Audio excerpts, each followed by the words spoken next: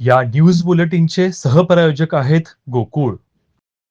येत्या 6 फेब्रुवारी रोजी सकाळी 11 वाजता कोल्हापूर महानगरपालिकेच्या नूतन महापौर व उपमहापौरांची निवड होणार आहे। जिल्हाधिकारी अमोल येडगे यांच्या अध्यक्षतेखाली होणाऱ्या विशेष बैठकीत ही निवड प्रक्रिया पार पडणार असून पीठासीन अधिकारी म्हणूनही जिल्हाधिकारी अमोल येडगे यांची नियुक्ती करण्यात आली आहे। या पार्श्वभूमीवर महापालिकेतील राजकीय हालचालींना वेग आला आहे। कोल्हापूरचा महापौर भाजपचाच होणार हे जवळपास निश्चित मानले जात असले तरी नेमकी संधी कोणाला मिळणार याकडे सर्वांचे लक्ष लागले आहे। भाजपकडून महापौर पदासाठी रूपा राणी निकम, प्रमोद देसाई, वैभव कुंभार यांच्यासह विशाल शिराळे आणि विजय काडे ही नावे सध्या चर्चेत आहेत। प्रत्येक नावामागे वेगवेगळे राजकीय समीकरणे, गटबांधणी आणि वरिष्ठ नेत्यांची मते महत्त्वाची ठरणार आहेत।